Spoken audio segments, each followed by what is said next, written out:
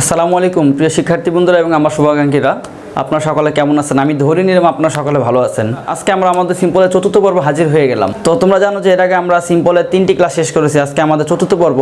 তো আমরা তৃতীয় পর্বে বলেই রেখেছিলাম যে আমরা যত কঠিন যে কমপ্লেক্স বাক্য, যেগুলো খুবই কঠিন, করতে একটু কষ্টই হয়, এই ধরনের বাক্যগুলো আজকে আমরা করে নিব।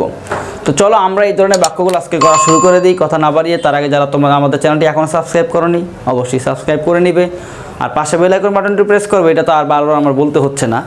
তারপরেও যারা নতুন আছে তারা অবশ্যই কাজটি করে নেবে, নাহলে আমার কষ্ট বৃথা যাবে। তো চলো আমরা আমাদের স্টাডি শুরু করে দিই। তাহলে বন্ধুরা, তোমরা অবশ্যই দেখতে পাচ্ছ যে আমরা এখানে 3টা বাক্য লিখেছি। 1 নম্বর বাক্য হচ্ছে this is Dhaka which is an old city. তারপরটা হচ্ছে this is Bangladesh which is a small country. তারপরটা হচ্ছে this is Ratan who is a bus helper. এখন খেয়াল করে এখানে এটা আমরা কীভাবে করব। সাধারণত এখানে একটা কমন জিনিস খেয়াল করো, যেমন দিস ইজ দেওয়া আছে, দিস ইজের পরে কি হু আছে বা হুইচ আছে বা হুইচ আছে। সাধারণত এই ক্ষেত্রে দিস ইজ যখন দেওয়া থাকবে, this is dot dot who is that, সাধারণত এই ধরনের কোনো কিছু যদি দেওয়া থাকে তাহলে মনে রাখবো যে দিস ইজটা বাদ দিব আমরা। দিস ইজ ডট ডট যদি হু বা হুইজ দেওয়া থাকে বা দ্যাট যদি দেওয়া থাকে, যেটা দেওয়া থাকুক, কী করবো আমরা দিস ইজ বাদ দিব আর হু ইজ দ্যাটটা বাদ দিব। যেমন this is Ratan who is a bus helper, তাহলে কী করবো, এই এতখানি বাদ দিয়ে দিব আর হুটা বাদ দিয়ে দিব, তো থাকে কি Ratan is a bus helper. খুবই ক্লিয়ার, তাই না? তারপরটা 2 নম্বরটা তাহলে কী হবে, this is Bangladesh which is a small country. তাহলে কী হবে, দিস ইজ বাংলাদেশ, তাহলে বাদ যাবে দিস ইজ বাদ যাবে আর হুইচটা বাদ যাবে, তাহলে Bangladesh is a small country. আবারও বলতেছি আমি যে Bangladesh is a small country. আর ওই যে 1 নম্বর যেটা আছে, 1 নম্বরটা this is Dhaka which is an old city, এটা তোমরা করবা। সবটা আমি করে দিলে তো তাহলে তোমাদের মেধা পরীক্ষা কীভাবে হবে। আচ্ছা, তারপর আমি সলিউশন বলে দিই। তোমরা যারা এখনও ব্রেনে ভেবে নিছো তারা তো করেই ফেলছো, আর যারা এখনও ভাবতেছো ভাবতে থাকো, এখন আমি সলিউশন বলে দিলাম। তার মানে এই যে 10 থেকে 15 সেকেন্ড আমি তোমাদের সময় দিলাম, এইটাতে তোমরা যারা পারছো তাদেরকে অসংখ্য ধন্যবাদ। তারাই মেধাবী, তারাই পারবে। আর যারা এখনও পারো নি, তোমরা চেষ্টা চালিয়ে যাও, অবশ্যই তোমরা পারবে। তাহলে এটা অ্যান্সার হবে কি, this is Dhaka which is an old city. এটার অ্যান্সার হবে Dhaka is an old city. This ইজটা বাদ যাবে, হুইচটা বাদ যাবে। খুবই সিম্পল, আসলেই খুবই সিম্পল, করাটা অনেক সিম্পল। তারপর চলো আমরা নতুন একটা রুলসে চলে যাই। তোমরা যদি খেয়াল করো, আমরা নতুন রুলসের এখানে 2টা উদাহরণ লিখছি। 1 নম্বরকে we know that he is honest. তারপর লিখেছি হচ্ছে I know that he was poor. এখানে খেয়াল করো দ্যাট আছে, তাই না?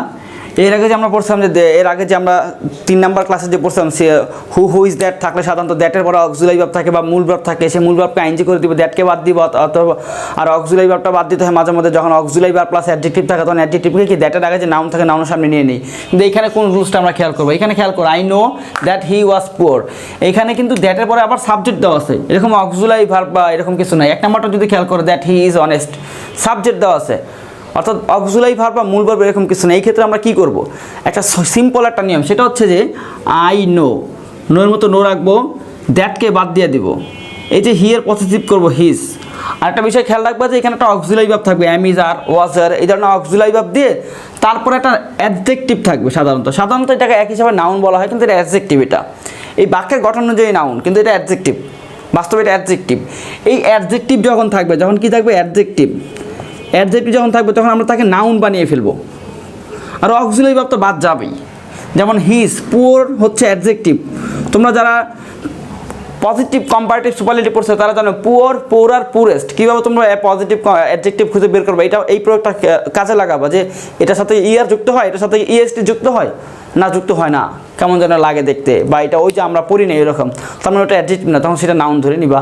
আর তাছাড়াও আমরা আমাদের পূর্বের ক্লাসগুলোতে কীভাবে অ্যাডজেক্টিভ চিন্তা হয়, কীভাবে নাউন চিন্তা হয়, সেই সম্পর্কে আমাদের কিছু ক্লাস আছে। তোমরা নাউনের বা প্রোনাউনের বা অ্যাডজেক্টিভের ক্লাসগুলো দেখলে সেখান থেকে তোমরা বুঝে নিতে পারবে।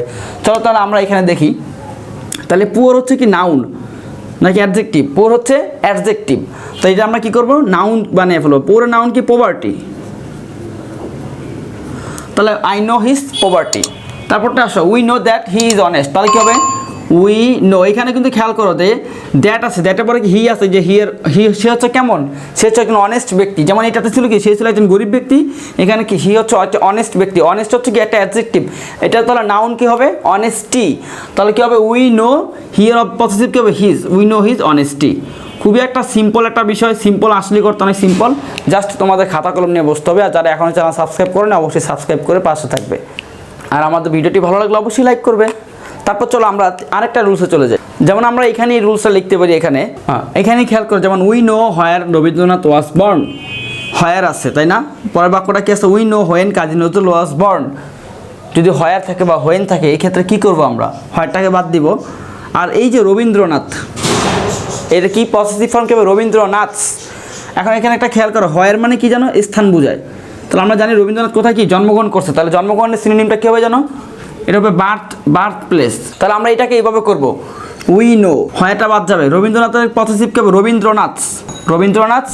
ওয়াজ বর্নটাও তো বাদ যাবে, ওয়াজ বর্ন বাদ যাবে, জাস্ট কি বার্থ প্লেসটা লিখে দিব, কারণ আমরা এখানে হয়ারের কথা বলা হয়েছে, কোথায় জন্মগ্রহণ করছে, তাহলে কোথায়? Birth place.